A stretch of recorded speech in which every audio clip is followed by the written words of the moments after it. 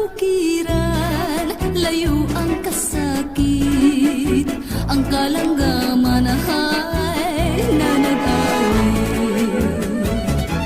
Maoy gaindi, mga paghadla, mga paray ay mga kudyaka.